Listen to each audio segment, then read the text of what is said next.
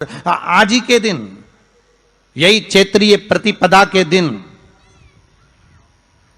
यही इसको कहते हैं नया संवत्सर, नया वर्ष।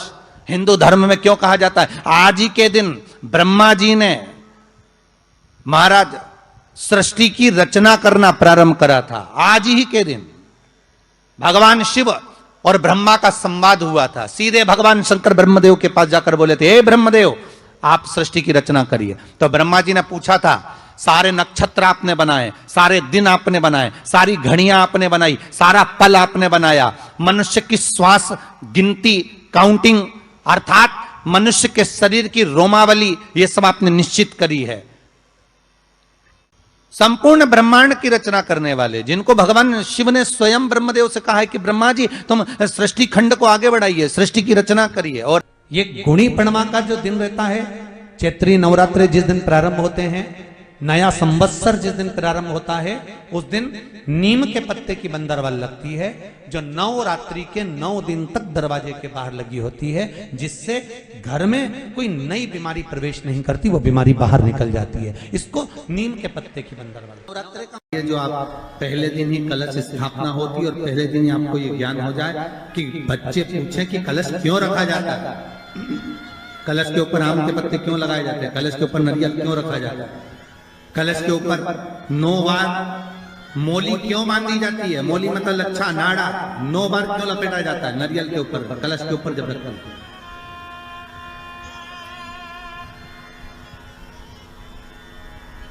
कलश के ऊपर जब जब श्रीफल रखाता है, नारियल रखाता है, तो उस पर 5 बार 7 बार मोली नहीं लपेटी जाएगी, तो 9 ही बार लपेटी जाएगी। 5 या 7 बार लपेटते हैं तो कहते हैं कि लक्ष्मी की छिन्नता होती है, और वो 9 बार लपेटी जाती है तो भरपूर लक्ष्मी का भंडार भरती है। क्यों क्यों कहते हैं? भगवान कुंभ का निर्माण कर रहे हैं, भगवान कलश का निर्माण कर रहे हैं, और भगवान स्वयं ब्रह्मदेव कर रहे हैं कि आप ऐसा निर्माण कर दो जिसमें 33 कोटि देवता स्वतः विराजमान हो जाए। तो भगवान ने उस कलश का निर्माण कर दिया। अब कलश का निर्माण करा तो स्वयं भगवान ब्रह्मदेव बोले, प्रभु इस कलश के अंदर मेरा स्थान कहां है, मेरा स्थान कहां है?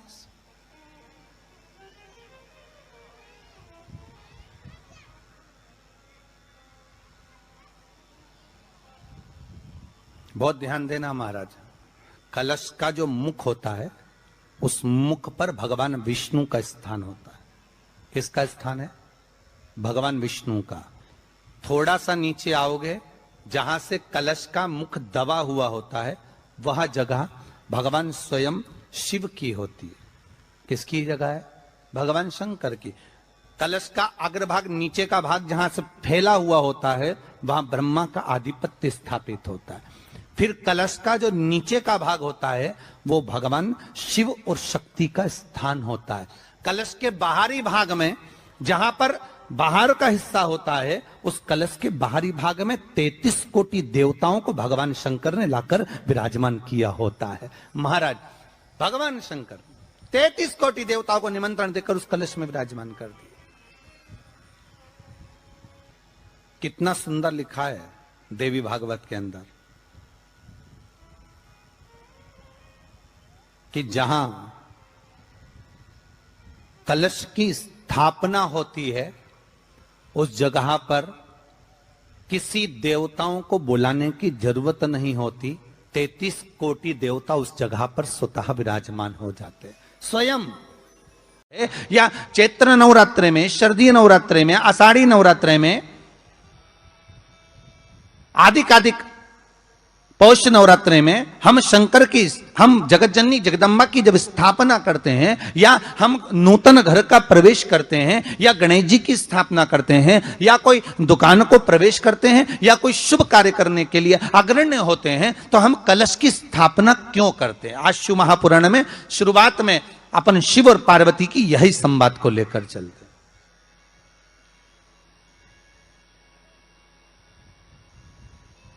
आखिर कलश में ऐसा क्या है? कलश के अंदर आखिर ऐसा क्या विराजमान है कि 33 कोटि देवता उस कलश के अंदर आकर बैठ जाते हैं महाराज?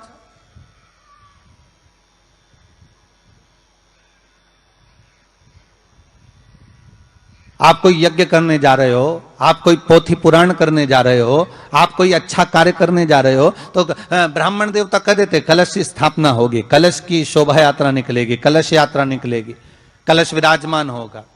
और आज हर की पौड़ी पर, प्रयागराज में या उज्जैनी में, नासिक में जो बड़े बड़े कुंभ के मेले होते, कुंभ का मतलब भी तो कलश से होता, उसकी महत्वता क्यों है? उस कुंभ की, उस घड़े की महत्वता कहां से प्रकट हो गई? शिव महापुराण की कथा कहती है महाराज, भगवान औघड़दानी शंकर स्वयं आद्य शक्ति जगदम्बा से कहते हैं कि जगदम्बा तू क्या चाहती है बोल। तो जगत जननी जगदम्बा कहती है कि जहां मैं हूं वहां शंकर है, ये आपने कह दिया, पर जहां शंकर है वहां पार्वती का होना जरूरी है। उसके लिए सिद्ध करने के लिए एक स्थान ऐसा बनाया जाए जहां पर शंकर विराजमान है और शंकर के साथ पार्वती विराजमान है। तो शिव जी ने कहा पार्वती उसके लिए मैं तुझे एक सुंदर कलश का निर्माण कर देता हूं। नवरात्र में जितनी शंकर की आराधना कर सकते हो उतनी करो। शंकर की आराधना करने से नवरात्र में शक्ति का बल बढ़ता है।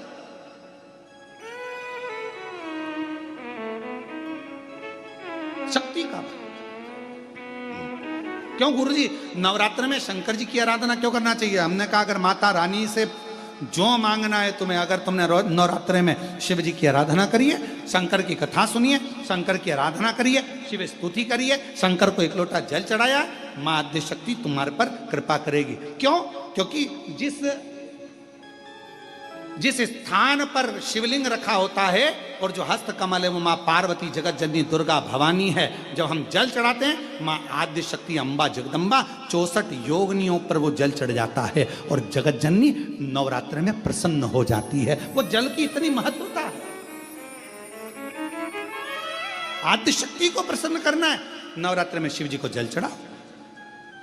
कोई बेटा बेटी है,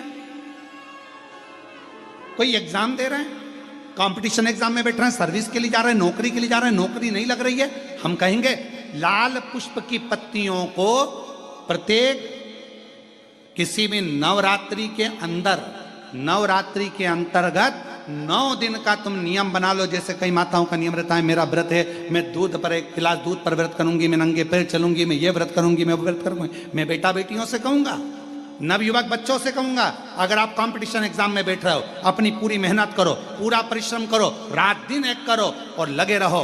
और 9 दिन तक नवरात्रि में 9 लाल फूल की 9 पंखड़ियां या 9 कोई भी चावल लाल कलर में कर कर, कुंकू में कर कर, अगर माँ जगत जननी के मंदिर में नहीं जा सकते, माँ भीड़ रहे, तो शिवलिंग की जो जलाधारी है, जहां पानी गोल घूमता है, इस जलाधारी पर कहीं पर भी नवरात्रे में 9 दिन तक या तो लाल फूल की पंखड़ी 9 या 9 चावल के दाने लाल कलर कर कुंकू में, लाल चंदन में उस स्थान पर चढ़ाना प्रारंभ करो। 9 दिन के बाद तुम्हें 15 दिन और निकलेंगे, उसके बाद तुम्हें खुद लगेगा कि तुम्हारी जॉब, तुम्हारी नौकरी तुम्हारा बाबा ने लगाया है। शक्ति का बल। परिश्रम जरूर करना, मेहनत जरूर करना, रात दिन पढ़ाई एक साथ करना और अपने परिश्रम को नहीं छोड़ना। मेहनत जरूर करो पर साथ में ये प्रयोग भी करो नवरात्रि का। देखो शिव और शक्ति का बल तुम्हें प्रसन्नता देता है कि नहीं देता? शिव शक्ति का बल हमें प्रसन्नता देता है कि नहीं देता?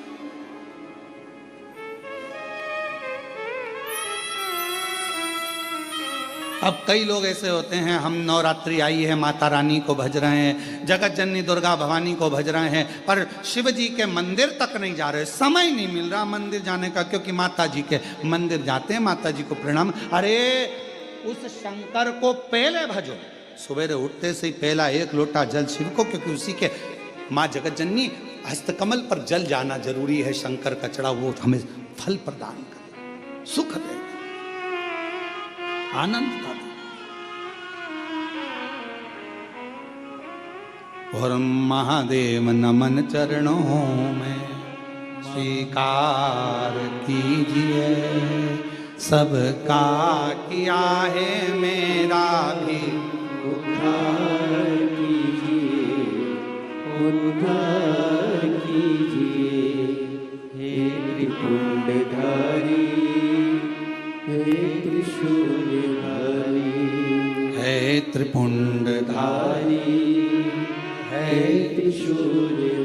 आप भजो। अष्टमी के दिन कन्याओं का भोजन कराओ या नवमी के दिन कन्याओं का भोजन कराओ, पर देवी भागवत तो कहती है, देवी भागवत तो वर्णन करती है कि पहले नवरात्रे से लेकर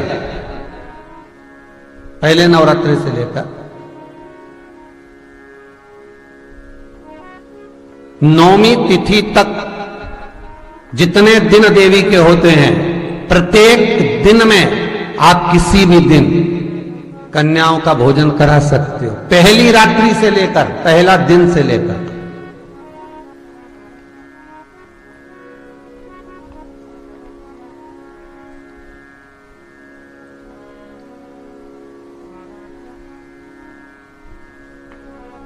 नवरात्रि मालूम है कब से लगती है? आप लोगों को ज्ञात होगा ना, नवरात्रि कब से लगती है? अमावस्या से कि एकम से? अरे जितने लोग सुन रहे हो जरा बोलो तो भाव से। अमावस्या से लगती है कि एकम से लगती है? तो सब लोग कहेंगे महाराज जी पड़वा से लगती है, एकम से। पर देवी भागवत कहती है अगर एकम से लगी तो नवरात्रि पूर्ण कैसे हुई? एकम का दिन लगी तो एकम के दिन की रात्रि, फिर दूज के दिन की रात्रि, तीज के दिन की रात्रि, चतुर्थ दिन की रात्रि, पंचम दिन की रात्रि, छठे दिन की, सातवें दिन की, आठवें दिन की, नवें दिन की रात्रि। पर नवे दिन तो सुबेरे पूजन करके, यज्ञ करके, अनुष्ठान करके देवी को विसर्जन कर दिया, फिर नवरात्रि पूर्ण कैसे हुई? नवरात्रि की पूर्णता होती है अमावस्या की रात से गिनी जाती है। कौन से दिन से गिनते हैं? अमावस्या की रात्रि, फिर एकम की रात्रि, फिर दूज की रात्रि, ऐसे गिनते गिनते अष्टमी की रात्रि तक और नौमी के दिन सुबह तक या दोपहर तक या शाम तक, जब तक आप यज्ञ ना करें तब तक ये 9 रात्रियां पूर्ण गिनी जाती हैं महाराज देवी भागवत के हिसाब से। पूर्णता में गिनी जाती। अब हमने कन्या भोजन का जो क्रम बनाया, अष्टमी के दिन करा देंगे, नौमी के दिन करा देंगे, इस तिथि को करा देंगे, पर भाव देखिए, शास्त्र कहता है भूखे को भोजन जब कराइए जब उसको भूख लगी हो, और ऐसों को कराइए जिसको जरूरत पड़ रही है।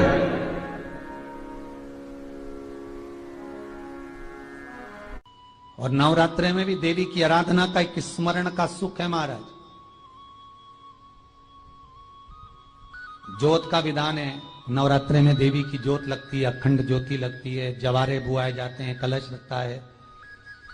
ज्योत का भी विधान है, जिसके यहां दिया अखंड जलाया जाता है, अगर वो दिए की लो, दिए की बाती अगर दक्षिण दिशा की होती है तो उसके घर में साल भर में एक घात जरूर होती है।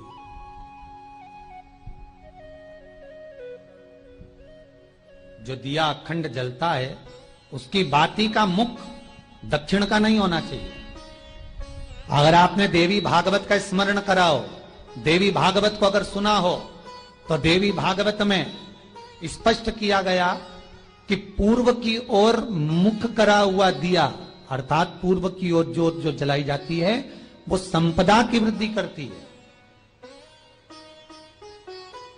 पश्चिम की ओर मुख कर कर जो ज्योत लगाई जाती है महाराज वो वैभव को देती है, और उत्तर की ओर जो मुख कर कर ज्योत जलाई जाती है, उत्तर की ओर जो ज्योत का मुख रहता है वो आयु की वृद्धि करती है, घर में अकाल मौत को रोकती है।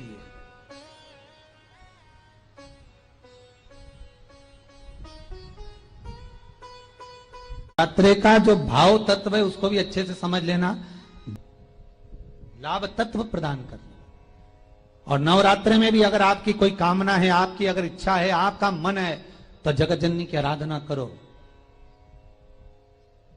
पति और पत्नी में अगर क्लेश है तो जगदम्बा के मंदिर में मक्खन चढ़ाओ, प्रेम बढ़ जाएगा। आपको लगता है कि पति कोई अन्य स्त्री से लगा हुआ है या परिवार टूट रहा है, तलाक तक पहुंच गया है, तो माता के मंदिर में आप ध्वजा लगवाइए, उस ध्वजा पर मक्खन लगाकर लगवाइए, आपको लाभ मिलेगा।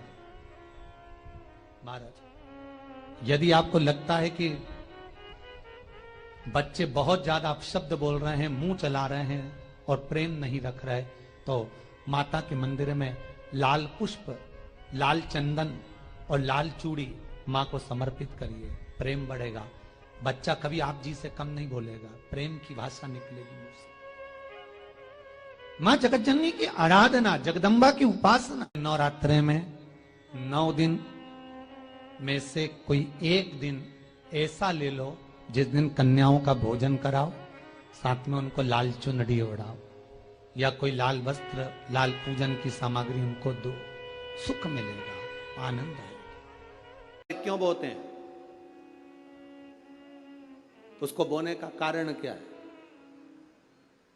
केवल कोई कहे कि हम ठाकुर जी को भजते हैं, भगवान कृष्ण को भजते हैं, कोई कहे हम तिरुपति बालाजी को, नारायण को भजते हैं, कोई कहता है कि हम हरि विठ्ठल को, पांडुरंगा को भजते हैं, हमारे यहाँ हाँ हम इनको भजते हैं तो जवारे नहीं बोते। ना ना, पुष्टि मार्गी है, ठाकुर जी की सेवा करने वाला है, उसके यहाँ भी ये 9 दिन जवारे बोए जाते हैं। रामानुज संप्रदाय से जुड़ा हुआ है, नारायण की पूजन कर रहा है, उसके घर में भी जवारे बोए जाते हैं। पांडुरंगा हरि विठ्ठल की उपासना कर रहा है, उसके घर में भी जवारे बोए जाते हैं।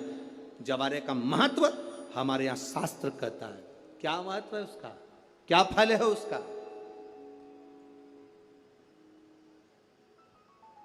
महाराज,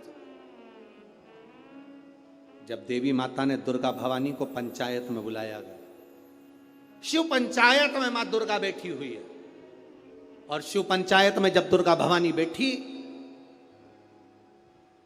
उपद्रवियों ने उपद्रव मचाया, अहंकारियों ने अहंकार मचाया, असुरों ने, राक्षसों ने हाहाकार मचाना प्रारंभ करा। तब उस समय पर देवाधिदेव महादेव माता पार्वती को देखकर, दुर्गा भवानी को देखकर मुस्कुरा रहे थे। केवल शिव मुस्कुरा रहे हैं, पार्वती को देखकर, दुर्गा भवानी को देखकर, मां जगत जननी को देखकर केवल मुस्कुरा रहे। तब देवता सूर्य नारायण ने भगवान शिव जी को देखकर हाथ जोड़कर प्रार्थना करी। भास्कर देव बोले, सूर्य नारायण बोले, बाबा मेरे मन के संशय को मिटा दीजिए। शिव जी ने पूछा क्या काम है? बोलो क्या चाहते हो? शंकर भगवान से सूर्य देव, भास्कर देव कहते हैं, प्रभु आपके मुस्कुराने का कारण क्या? भारत की भूमि पर जितनी जगह पर भी आप लोग कथा सुन रहे हो, आस्था चैनल पर, फेसबुक, यूट्यूब पर जितने लोग कथा सुन रहे हो, बड़े ध्यान से सुनना कि जवारे क्यों बोए जाते हैं। नवरात्रि में जवारे की महत्वता क्यों होती है, क्यों बोया जाता है, मिट्टी में गेहूं डालकर क्यों उत्पन्न किया जाता है, उसकी महत्वता क्या है? सूर्य नारायण पूछ रहे हैं भगवान देवाधिदेव महादेव से, आप दुर्गा भवानी को देखकर मुस्कुराए, आप हंसे हैं, आपके चेहरे पर प्रसन्नता आई है, कारण क्या? और महाराज देवाधिदेव महादेव ने कहा, यहां भगवान विष्णु, गणेश जी, भास्कर देव, आप सब बैठे हो। असुरों ने आक्रमण कर दिया, असुरों ने आक्रमण करा है, और वह असुर आक्रमण कर दिए हैं तो वो असुर प्रवेश कर रहे हैं, उपद्रव मचाकर, हाहाकार कर कर नष्ट करने वाले हैं इस पूरी पृथ्वी को। तो फिर उसको बचाएगा कौन, कैसे बचेगा? शिव जी ने कहा चिंता मत करो। दुर्गा ने अपने केश का स्मरण किया, एक केश को माता पार्वती जी ने अपने हाथों से छुआ, छूते ही एक कुंड में सुंदर जवारे उत्पन्न हुए हैं। जब तक वो जवारे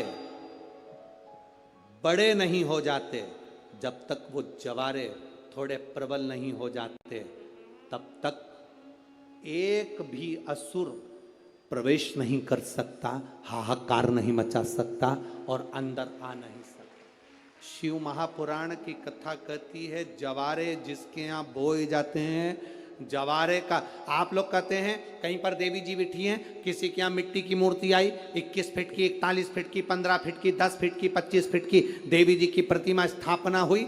लोग कहते हैं हम देवी जी का दर्शन करने जा रहे हैं। दुर्गा जी का दर्शन करने जा रहे हैं, शिव महापुराण की कथा कहती है वो दुर्गा जी का दर्शन नहीं, देवी का दर्शन नहीं, नवरात्रे में जहां जवारे बोए जाते हैं वहां मात्र आप पांव रखते हैं तो अपने घर में से क्लेश दूर हट जाता है, अहंकार दूर हट जाता है, अभिमतता दूर हट जाती है, तकलीफें दूर हट जाती है।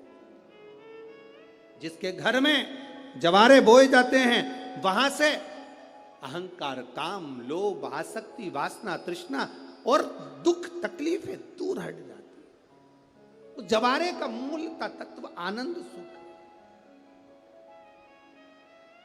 महाराज उसको समझने वाला समझ सकता। केवल नवरात्रे व्रत करने से पूर्ण नहीं होते, केवल नवरात्रे 9 दिन तक भूखे रहने से पूर्ण नहीं होते, केवल नवरात्रे नवरात्रि तक जागने से पूर्ण नहीं होते, केवल नवरात्रे घर में ज्योत जलाने से पूर्ण नहीं होते, केवल नवरात्रे 9 दिन तक जवारे बोने से पूर्ण नहीं होते, केवल नवरात्रे 9 दिन तक कलश स्थापना से पूर्ण नहीं होते। नवरात्रे पूर्ण जब माने जाते हैं जब आप घर में रहने वाली नारी का आदर करना प्रारंभ कर दो। प्रत्येक कन्या में, प्रत्येक बच्ची में तुम्हें मां जगत जननी का स्वरूप नजर आने लगे और आप स्त्री को सम्मान देने लगे, आदर करने लगे, तो समझना कि नवरात्रे सिद्ध हो गए, नवरात्रे में आपकी साधना सिद्ध हो गई। एक नवरात्रे में जो पंचमी तिथि होती है, नवरात्रे की जो पंचमी तिथि है, उस पंचमी तिथि के दिन अशोक सुंदरी का जो स्थान होता है उसको समझिएगा थोड़ा सा। जैसे ये शिवलिंग है और ये जलाधारी है भगवान शंकर की, ये शिवलिंग, ये जलाधारी, और जलाधारी में जो जल बहता है उसमें बीच में जो मोटी सी लाइन रहती है वो अशोक सुंदरी होती है। जैसे कई बेटे हैं, बेटियां हैं, कोई व्यक्ति व्यापार चालू कर रहा है, कोई व्यक्ति अपना नया भवन निर्माण कर रहा है, नए भवन में जा रहा है, या कुछ अच्छी दुकान खोलना चाह रहा है, कोई अपने लक्ष्य पर पहुंचना चाहता है और पहुंच नहीं पा रहा, तो जो शारदीय नवरात्रे आते हैं, इस शारदीय नवरात्रे में जो मां आद्य शक्ति की पूजन की जो पंचमी तिथि होती है, इस पंचमी तिथि पर अशोक सुंदरी वाली जगह पर, जो अशोक सुंदरी का स्थान है, वहां पर लाल पुष्प एक समर्पित करें। जो जलाधारी है, मां पार्वती, जगत जननी, जगदम्बा, अम्बा, भवानी मैया, दुर्गा का हस्त कमल, इस पर 7 जगह पर कहीं पर भी लाल चंदन की बिंदी 7 स्थान पर कहीं पर भी रखी, और 1 लोटा जल शिव जी को पंचमी के दिन, नवरात्रि की, शारदीय नवरात्रि की पंचमी के दिन कामना करते हुए उत्तर की ओर मुख कर कर, अर्थात यहाँ बैठते हुए शिव जी पर जल चढ़ाना प्रारंभ करें और अपने मन की कामना कहकर बाबा के पास में जो लाल पुष्प समर्पित करा है उस पुष्प को अशोक सुंदरी वाली जगह से वापिस लेकर आ जाए। जिस लक्ष्य को आप पाना चाहते हो, अच्छी पढ़ाई कर रहे हो, खूब अध्ययन कर रहे हो, खूब मेहनत कर रहे हो, खूब पढ़ो, कोई दुकान खोल रहे हो, व्यापार चालू कर रहे हो, कोई नया कार्य चालू कर रहे हो, उस पुष्प को अपने स्पर्श कर कर या उस पुष्प का दर्शन कर कर आप एक बार जाकर देखो, आपको उस मंजिल तक मां आद्य शक्ति, दुर्गा भवानी, शिव पहुंचा कर शंकर भाई। और एक निवेदन करूं आप लोगों से कि बन सके दुर्गा सप्तशती का पाठ अगर करते हो या दुर्गा सप्तशती को आप पढ़ते हो तो हिंदी का उसमें नीचे लेख आते रहते हैं, बहुत सारे वर्णन आते हैं, उसका भी पढ़ेंगे तो उसमें बहुत सारी बातें आपको बहुत अच्छी अच्छी, देवी भागवत में, दुर्गा सप्तशती में, इनमें बहुत सुंदर सुंदर कल्याण का, यदि गीता प्रेस गोरखपुर से जो कल्याण निकलती है, उस कल्याण का यदि देवी अंक अगर आप पढ़ेंगे माता दुर्गा भवानी पर, बड़ा सुंदर, उसमें भी बहुत सी चीजें हैं। माँ आद्य शक्ति की आराधना की, साधना की, पूजन की पद्धति बहुत सुंदर, उसका ध्यान करें। शिव से कुछ, अगर भगवान शंकर की हम आराधना कर रहे हैं, भगवान शंकर से अगर हम कुछ पाना चाह रहे हैं, तो भगवान शिव की सबसे पहले उससे साधना करो, शिव को पहले अपना बनाओ।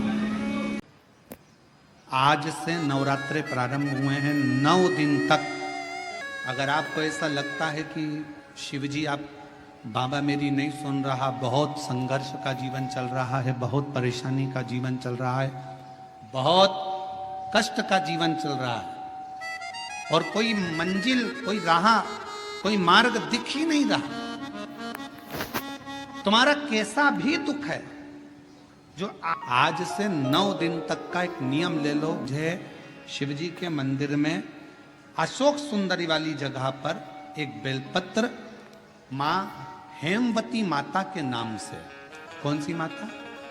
हेमवती, माँ हेमवती के नाम से एक बेलपत्र अशोक सुंदरी वाली जगह पर समर्पित करूंगी। 9 दिन का एक नियम धारण करो, और 12वें या 15वें दिन आप देखिए आपका जो दुख है मेरा बाबा उसको काट कर ही रहा है। नवरात्रे में हेमवती माता का स्मरण करना, एक बेलपत्र का पूजन करना, या एक बेलपत्र के वृक्ष के नीचे आप 9 दिन तक भी, अगर मंदिर तक भी नहीं जा सकते, मंदिर में आप बेलपत्र रखने नहीं जा सकते, तो आपके घर के आंगन में, द्वारे पर, बगीचे में, आपके घर के पास अगर कोई बेलपत्र का पौधा है, वृक्ष है, उस बेलपत्र के वृक्ष के सामने एक बेलपत्र का पत्ता रखकर भी अगर आप उस पर जल चढ़ा रहे हैं या पूजन कर रहे हैं हेमवती माता के नाम से, तो उसका फल आपको मिलेगा। और मान लो बेलपत्र का वृक्ष भी नहीं है, हम मंदिर भी नहीं जा सकते, हम कहीं नहीं जा सकते, घर से बाहर कैसे निकलें? पानी तेज है, जलवृष्टि हो रही है, बहुत सा पानी है, तो क्या करें? अपने घर में जो शिवलिंग है, तुम्हारे घर में अगर जो शिवलिंग है, तुम्हारे घर में जो शिवलिंग विराजमान है, उसी शिवलिंग के साक्षी में, सम्मुख में भी अगर हेमवती माता का नाम लेकर अगर एक बेलपत्र समर्पित करोगे 9 दिवस तक, तो उसका फल मिलेगा जरूर। कुछ चिंता करें।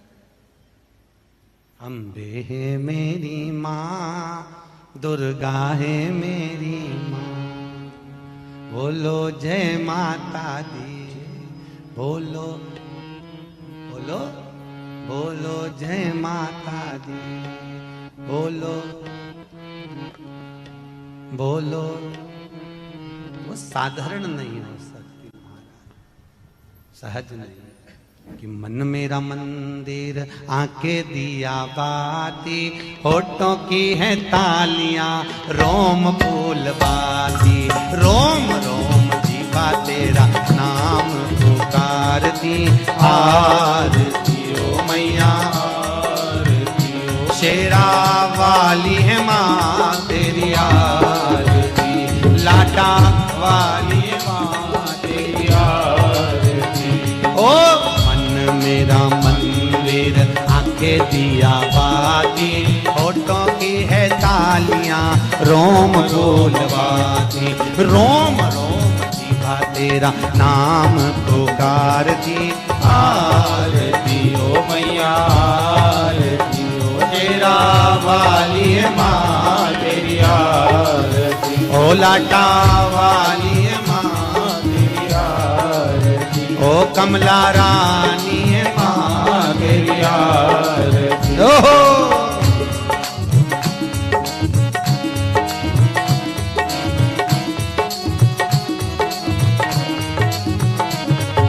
प्रेम से बोलो जय माता दी, सारे बोलो जय माता दी, मैं नहीं सुनिया जय माता दी, सारे बोलो जय माता दी, माँ कमला रानी, जय माता दी, माँ जग कल्याणी, जय माता दी, माँ अम्बे रानी, जय माता दी, माँ तुलजा रानी, जय माता दी, जय माता दी, जय माता दी, जय माता दी, जय माता दी। ओ मन मेरा मंदिर, आंखें दिया बाती, होठों की है तालियां, रोल फूल बाती, रोम रोम जीवा तेरा नाम पुकारती, आरती ओ मैया आरती ओ, शेरा वाली